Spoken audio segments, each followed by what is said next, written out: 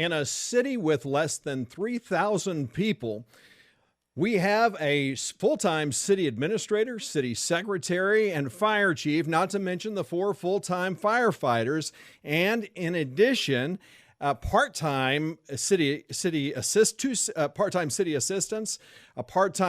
assistant fire chief, and we've got to ask ourselves what's going on, because the city of McClendon-Chisholm is now saying that we need a full-time code enforcement officer. What's really going on? Well, I think it's time for some straight talk, McClendon-Chisholm. I'm Bunker Bob Steinhagen, and this is The Bunker Bob Show.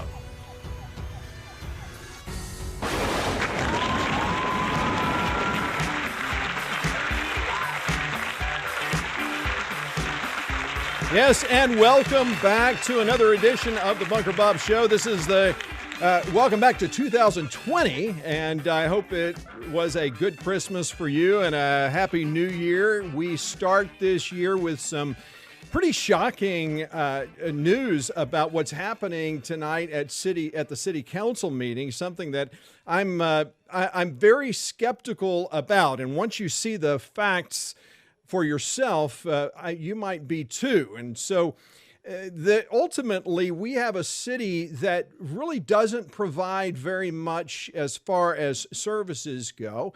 And ultimately, when I was mayor and city council, and based upon the city survey, we focused on preserving and protecting our wide open spaces and more rural lifestyle. We wanted to keep the tax rate low. And that has really, now with the new city, now with the new mayor and city council, a lot of that has just basically been abandoned.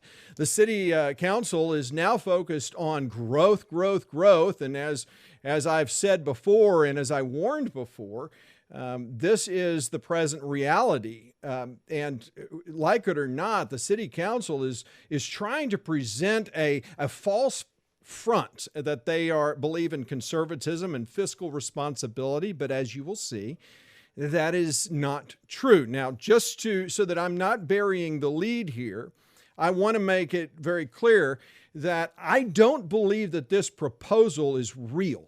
In fact, I think it's a ruse.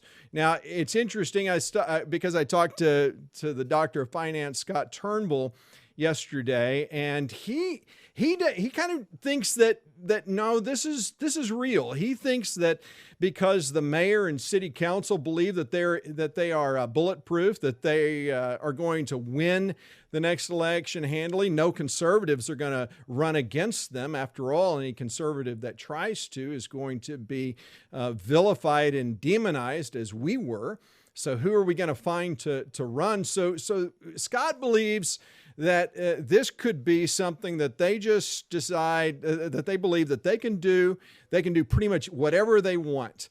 And just so that there's no misunderstanding, I mean, Scott has acknowledged that maybe what I'm saying is true, and I've acknowledged that maybe that what he's saying is true.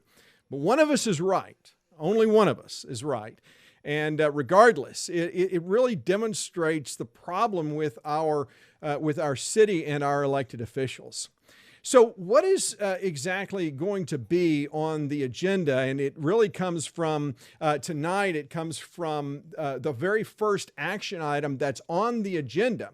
And I want to basically highlight that it comes from the city staff. Now, I want to also highlight the fact that if I'm mayor, or when I was mayor, something like this would never have seen the light of day. And the reason for that is that when I was mayor, I wanted to ensure that the city staff understood that our focus was in keeping taxes low, in minimizing the size and scope of the city government, and not in growing government. But we've now got a kind of a difference in philosophy. We have a mayor that allows, and the mayor and city council that basically are led by the strings, by the nose, if you will, by the city staff. Because as the last meeting shows, the city council doesn't do its homework. They don't really read the agendas and the packets and what's going on. So they are basically trusting the city staff to tell them what they should do and believe. And so this is why you get things like this, a staff report. Now, the background of the issue is that the council previously discussed the possibility of hiring a code enforcement officer. During the budget process, the council budgeted $6,500 for Chief Simmons to eventually take on code enforcement as an additional duty. I want to make something clear, and that is that when I hired Chief Simmons, one of the things that, and I was the mayor, I say I hired him, the city council, we hired Chief Simmons, and what attracted us to Chief Simmons was that he was a licensed peace officer. So he, when we talked to him about taking on the responsibility, Dave Butler at the time was the city administrator. He's a former police officer. And so because of that, he served as our code enforcement officer in addition to city administrator. And so we were looking for someone who could replace Dave Butler and that we wouldn't have to add more to the city budget. And Chief Simmons was very enthusiastic about this. So enthusiastic that he said this is a kind of a no-brainer. Now, the city council, if you remember, did in fact, as it shows here, that the city council budgeted $6,500, giving him a little boost for doing this little job. Notice something.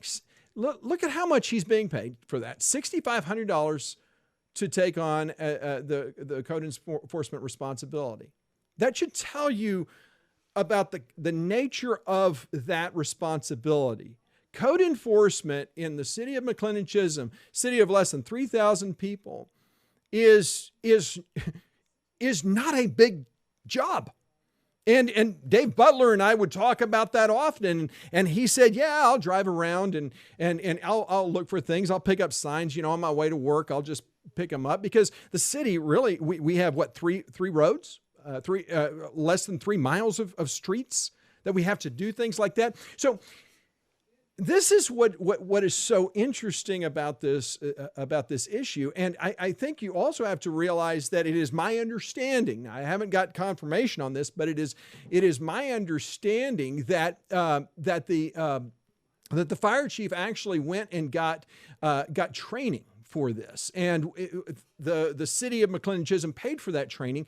Code enforcement training. So when we look at this, and when we see that that the fire chief is taking on this responsibility, we have to understand that there's been not just the investment of him being fire chief, not just the additional boost to his salary, but also the training involved as well. Now, I could be wrong, so let me be very clear. Let's just because I can't confirm it and can't verify it, let's just assume he hasn't had the training. But when we talk about code enforcement, there's not a lot to it, especially as it relates to our city. So that's go on. Now, let's continue on to this. It says, following several weeks of discussion, staff would like council to consider an alternative approach to fulfilling code enforcement and other needs. Now, I'm going to talk about something called bureaucratic sabotage in a moment, so keep that top of mind. But let's continue and let's see what is being proposed here. It says, in addition to code enforcement, there are several other services that are outsourced. Now, I want to stop there and ask a very simple question that really should not be difficult to understand. When you read that, what does is it inferring that we outsource code enforcement right now? Is it saying that we could outsource code enforcement, or that we are outsourcing code enforcement? Because the way I read it as though we are currently outsourcing code enforcement. As I've said before, the reason that the mayor and city council got elected was because they were very good at presenting misinformation, half-truths, and outright lies. That's how they got elected. And what's happening here is more misinformation. I'm going to show you empirically that what you're seeing here is a piece of misinformation that really creates the illusion that we are currently outsourcing code enforcement. Now, it goes on to say that the other services like lawn mowing, landscaping, and irrigation for the city-owned properties and janitorial services for City Hall, which I think is interesting. Okay, so we're outsourcing these other things. And so the best way to confirm this is to go to the city budget. And this would be found on page 2 of the city budget. You can find it online. And when we look at the city budget, we see building maintenance and improvements, lawn maintenance, and janitorial services. What I think is interesting here is that we are not currently paying for janitorial services. The question is, where would code enforcement be located? Well, in the budget, that would be on page 1. And so as you see here, you can see where animal control is highlighted at $18,000. We have public safety right now budgeted for $306,000. But you'll notice there is no code enforcement line item. And the reason for that is because we don't outsource code enforcement. Now, let's just take another look at what this said. It said, in addition to code enforcement, there are several other services that are outsourced. You see why I say this is misinformation, but it doesn't stop there. It doesn't stop there. Misinformation is critical for this administration to fulfill its desire to grow and expand the size of our city government. But I want to read through this. It says, additionally, there are other miscellaneous tasks that are the responsibility of the city administrator, but are occasionally delegated to the fire chief. Understand there's a full-time city secretary. There's part-time assistants that come in, administrative assistants that come in.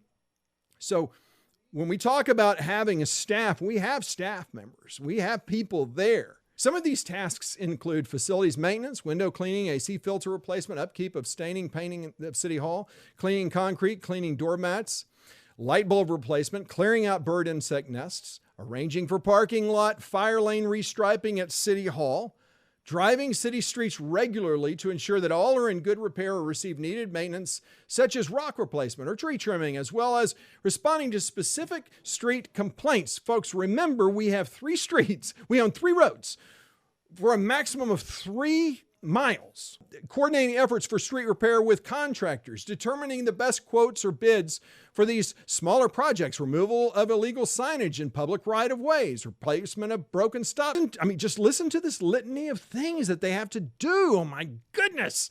This is amazing. Set up, tear down for meetings, special events, animal control and trash complaint, point of contact, purchasing of office supplies, water, exec. Wait a minute. You know what? I just realized something in reading this. Do you see right there at the end of it? It's the second to the last line. Animal control. Animal control. We're spending $18,000. Wait a minute. Additionally, there are other miscellaneous tasks that are the responsibility of the city administrator, but are occasionally delegated to the fire chief. Some of these tasks include. This is misinformation. This isn't misinformation. This is an outright lie. Remember how I talk about half-truths and misinformation and outright lies? That's an outright lie. Okay, let's keep reading because there's more.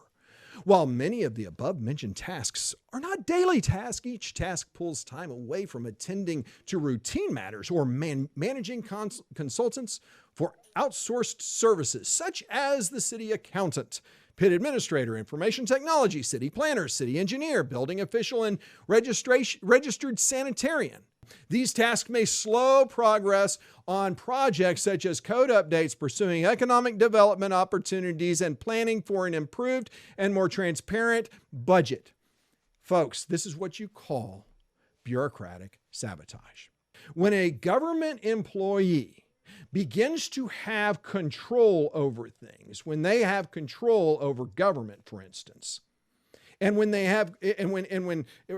happens in the federal government, this is where we get this idea of bureaucratic sabotage.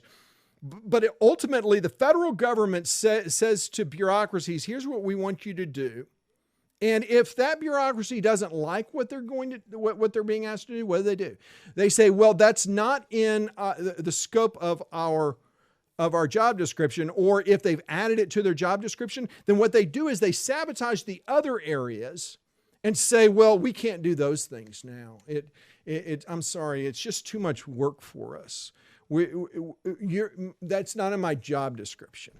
Government bureaucracy's sole goal is to sustain itself. Here we have city administrator, city fire chief. These are people who want to grow the size and scope of government. Why? Because it gives them more responsibility. But more importantly, if they had someone who was designated to do all of those things that they had talked about earlier, well, wouldn't they be more efficient at their current task? Absolutely. Oh, sure. I own a business. Some of you own businesses, and you're probably thinking to yourself, well, the last thing I want is an employee who does the bare minimum. I look for people who are doing great work, who take pride in it, and who go above and beyond. To be clear, let me make sure that this is not misunderstood. Lisa Paloma, our city administrator, has always, in my opinion, gone above and beyond what we've asked her to do. She works very hard. She spends many hours doing what she does. And she takes great pride in her work. She's always done so. When I was mayor, she took on responsibilities. And when Dave Butler left, she was the city secretary. We moved her into city administrator. And I asked her the question. I said, and the city council asked, listen, is this a job that can you do both roles? And she said, yes. I see no reason why I can't do both roles. And she wanted to take on those. That was the other thing. She asked to take on both roles. Why? Well, a bigger salary, right? And so, and she was deserving of it. So don't get me wrong. I'm not saying that our city administrator doesn't do excellent work. She does excellent work. I think the world of Lisa Paloma. I think that she does great work. But the problem is, right now we have a difference in philosophy, a different mindset. That mindset is basically focused on feathering the. I'm sorry to use this term, but it's really what I think. It's feathering the bed of our city administrator at this time, because recently she said she needed a city someone to be a city secretary. She needed a full-time city secretary. That the city needed that she couldn't take on that entire role. And so what did the city council do? They hired a city secretary, and that's what we have now. So we now have a city secretary. We now have a full-time fire chief. We have an assistant fire chief. And the big question is, we're talking about all the additional burden that we're adding to the fire chief. Watch this. Outsourcing most services is practical and efficient, but outsourced services are not self-governing. The city administrator must manage those outsourced services in order to deliver quality and cost-effective services for residents. They want to do less. They want to be able to make their jobs easier. Those of us who work in the private sector have a very different point of view. We want to have as few employees as possible, right? So that we can maximize our income and maximize our revenue. For government, it's completely the opposite. But let's keep reading. The city administrator spends many hours a week communicating with various consultants. Hiring one person to perform code enforcement as a primary duty with public works will eliminate the need for at least lawn care related and janitorial, and enhance efficiency of miscellaneous tasks. I'm going to come back to that in a minute, but let's keep going.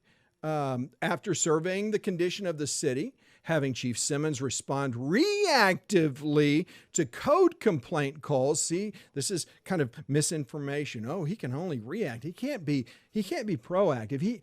Because after all, Chief Simmons, and by the way, I will have a show, and I have taken a look at every fire call that the city of McLennan Chisholm and the volunteer fire department has had over the last 7 years. And the bigger issue is that we're paying for it for those who live outside of our city, who contribute nothing to their fire safety. Oh, and by the way, more than half of all fire calls go outside of the city of McLennan Chisholm. More than half of all calls to the McLennan Chisholm Fire Department go outside of the city.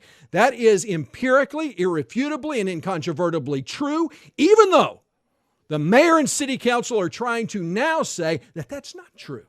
I can prove that it is still true. I digress. I'm going to do a whole show on this. I'm going to show you the actual numbers.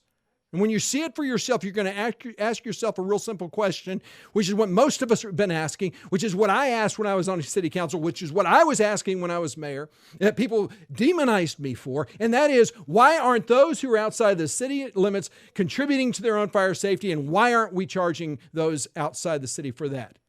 Because it is going to either bankrupt our city or it is going to double our tax rate. Because we have to. If we want to keep the same level of service while continuing to provide that service outside of the city limits. Chief Simmons will soon need to spend time working. Here's the greatest part. Working with an architect on the new fire station design and proactive code enforcement, and assign miscellaneous tasks could potentially hinder those efforts. I can't say what I want to say. I'll use the initials BS because that's what this is. There is, first of all, let's not forget that the mayor reminded us, told us, hey, by the way, this new fire station doesn't cost any taxpayer dollars, despite the fact that it does. It comes from the state of Texas. Where do those taxes come from? It comes from you and me. Yeah, that's our tax dollars. That's the difference between conservatives and liberals. So this new fire station is going to take up building this new fire station, which, by the way, is a boondoggle, is a true boondoggle. Here's what I love. Staff invites council to consider the idea of hiring a full-time person with a primary duty of code enforcement officer and secondary duties best described as public works coordinator. This individual would report to the fire chief and be responsible for proactive code enforcement, responding to specific complaints, but also driving the city each day and enforcing city ordinance related to animals. Accumulation. Wait a minute. Related to animals? We're spending $18,000 on animal control. Let's see. Related to animals, accumulation of garbage, refuse, junk vehicles, or similar ordinances and nuisances, along with a plethora of miscellaneous tasks, as mentioned above. Read this. It said, this position would absorb the lawn care and janitorial services, therefore reducing the financial impact by $12,000. Did you see that? So, in addition to code enforcement, this is also going to be someone who is going to do housekeeping chores and going to mow our lawn. Janitorial services, let's go back and look again, once more, where it talked about janitorial services. Right now, we're spending nothing on janitorial services. This is where they do it. They say this position would absorb the lawn care and janitorial services, therefore reducing the financial impact by $12,000. See, it makes it sound like they're being fiscally responsible. That's called misinformation. So let's look at what the real financial impact is. If you look at full-time benefits, full-time with benefits is going to be $44,000, and part-time is going to be $20,000. Why? Because, and you see right above those numbers, you see that they're taking out $12,000. What is that $12,000? Remember, it's from lawn service and janitorial services. Even though we don't see, do you follow why I get so frustrated when I read things like this? When I see government, this is called government run amok. Read the fine print, folks. Other related costs for the position would include purchase of a code enforcement vehicle, lawn mowing equipment, and small tools with an estimated combined cost of $20,000. Really? Is that what the upkeep of a vehicle is? Are you not including the annual cost of maintenance of a vehicle, the insurance, all of those things that are involved in that, liability, collision, those things? No, that's not included. They're giving you a pie-in-the-sky perception about what this is and why we need it and why this is important. It is government run amok. And that's That's ultimately the problem with this. That's why when I read these things where it talks about how it's going to basically save the city all kinds of, this $12,000. I just look at the reality and say that's not what's really happening. It's not saving us that money. So this is the problem that I have with the rhetoric coming out of city council. They have to provide misinformation. They have to misinform. They have to lie. They have to give half-truths because that's how they got elected. That's all they know. What else are they going to do? So this is the fundamental problem. But when you think about it, let's use a little common sense.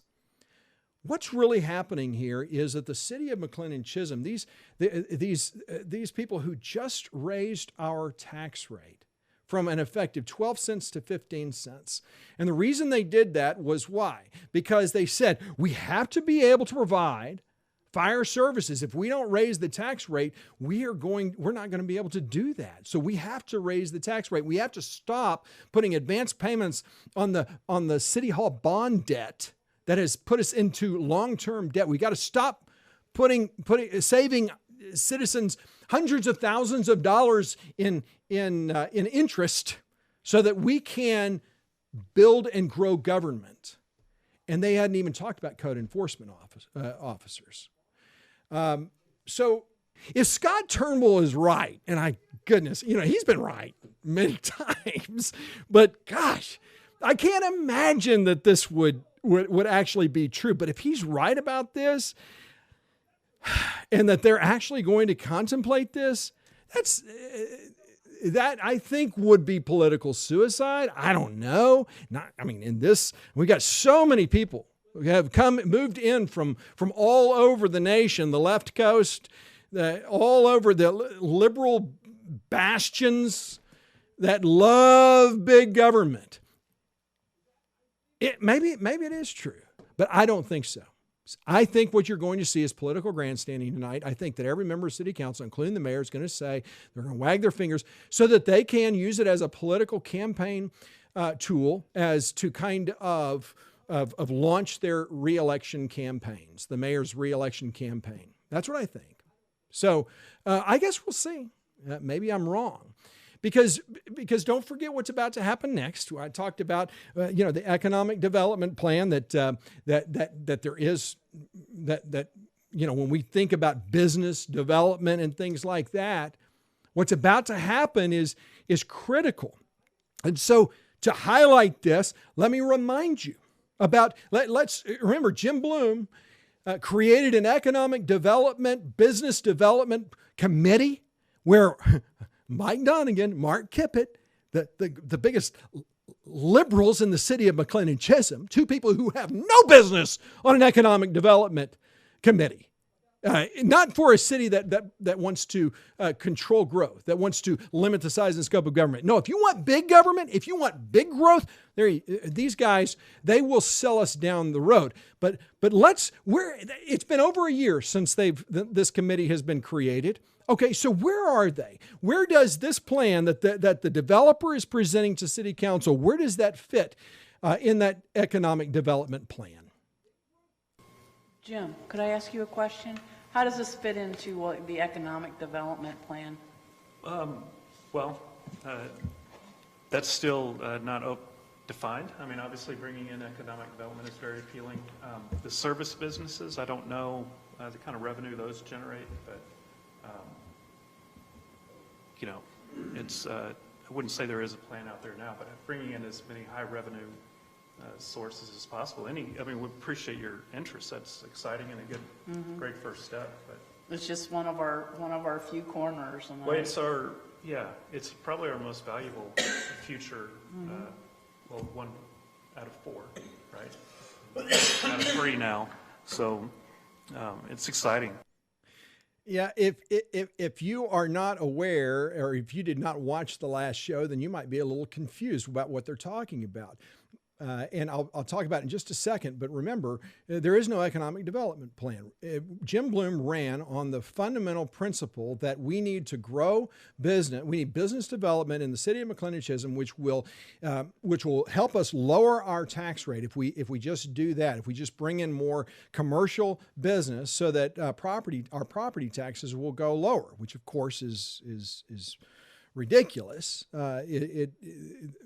The cost to maintain and to do all of these things, you add more people, you add more need of city services. What does that do? That increases the cost.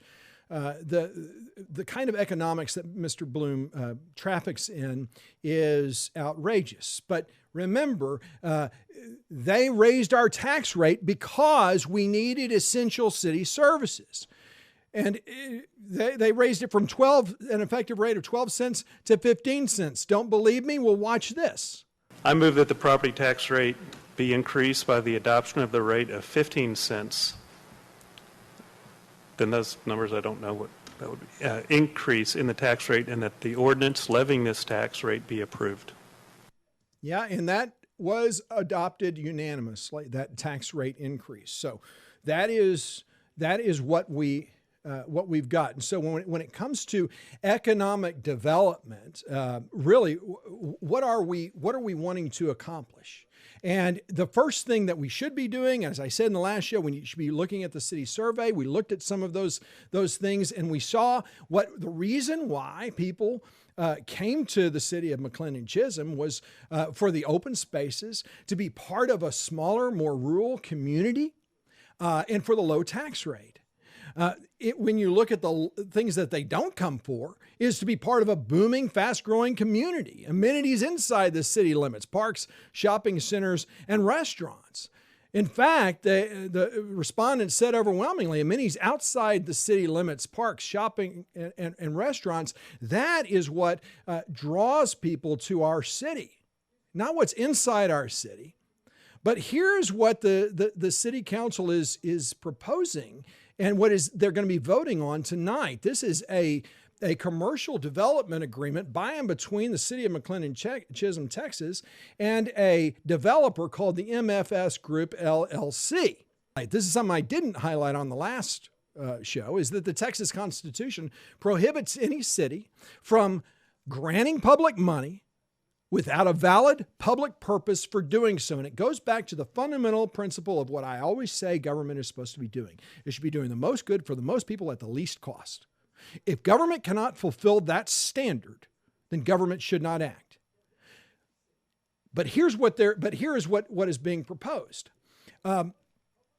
The city council has determined that it is in the best interest of the city to continue to develop the area around Highway 205 to spur further growth, and that the project planned by the developer will be beneficial to citizens of this city at large. And in the interest of encouraging further development in this area, the city council is willing to offer a commitment for development of wastewater line infrastructure as an incentive equal to the actual cost of the project, not to exceed $250,000 less the developer contribution of $50,000. Liberals, this is the way they think. They think that the only way for the private sector, private businesses to succeed is for government to get involved. And that's just absolutely not true. That's not true at all. And what that's a fundamental flaw about why liberals and conservatives, we see the world so differently. But here is if you've ever doubted whether or not this city council is as liberal as the day is long, just look at this proposal and ask yourself, why is it, if this is such a good deal for the developer, let me say it differently. If this is such a great deal for the city, then why isn't it as great a deal for the developer? Why wouldn't they want to invest in it? Why? Because it is not a good deal. But the city thinks that the city has to put in taxpayer dollars to make this project work. So the ones that you built in the past, do you still own those, or have you sold those? No, we have not sold none. So we still own all those three properties. I mean, to me, that's important because, if we're going to enter into if this city is going to enter into a partnership, I want to make, from my perspective, we really want to be able to work with you guys 5 years down the road.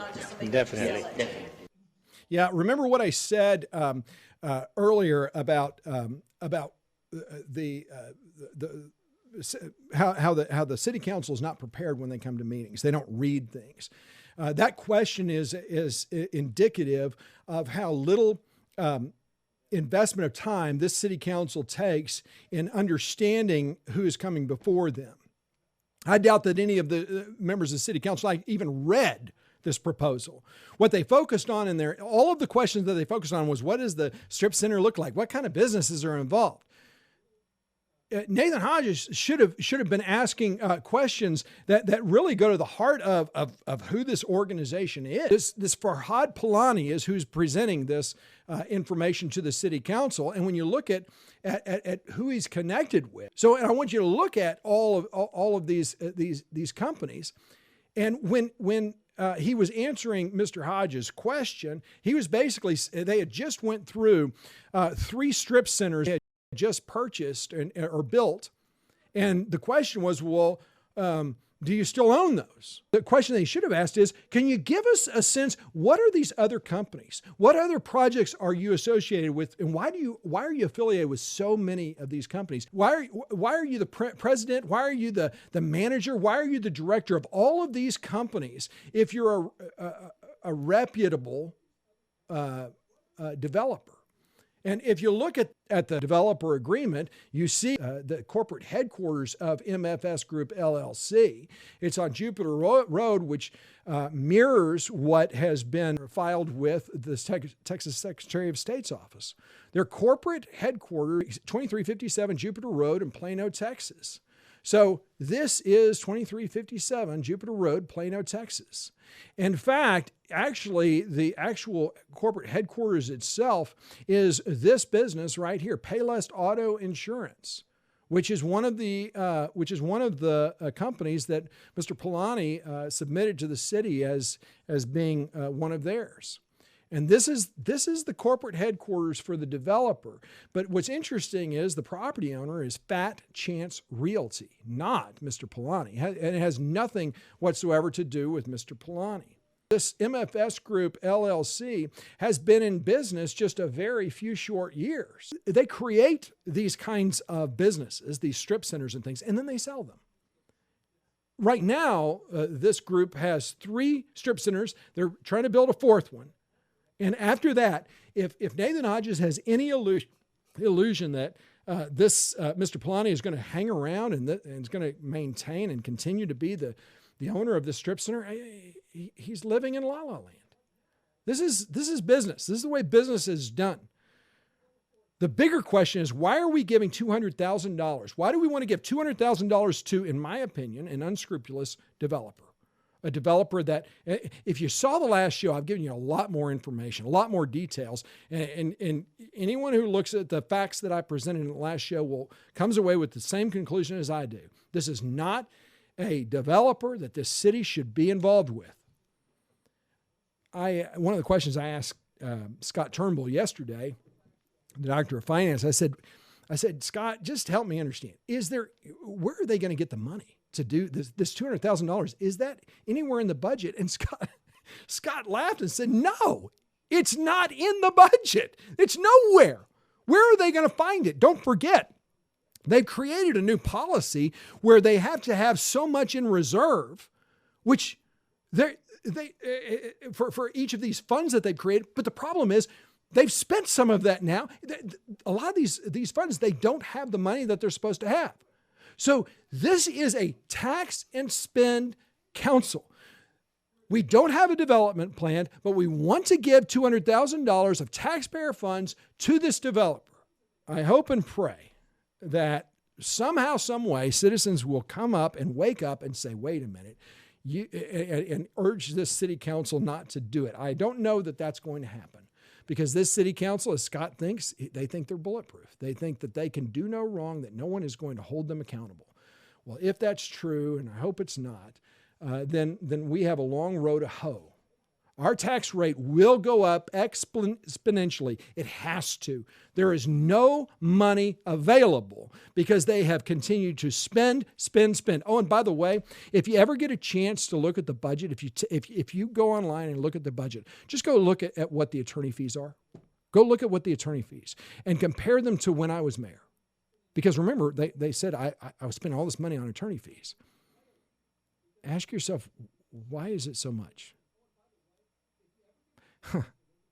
That's a good question. Oh, and by the way, all of those of you who stood up and were outraged over that when I was mayor, why aren't you talking now? Why aren't you saying anything about it now? Why? Because you're liberal hypocrites. Folks, the time is now. Here's an opportunity to stop a train wreck in progress, but you have to be willing to stand up and speak out. This is a responsibility for all of us. So I hope and pray that you will go out to city council, that you'll email them, that you'll call them, you'll watch. If you can't attend, that you'll at least watch it and find out for yourself. But above all, don't be quiet. The greatest way for evil to prosper is for good men to do nothing. Where are you? Where are those of you who are good? Have a sense of integrity. We need you. Until next time, I'm Bunker Bob. I'll see you then. Bye-bye.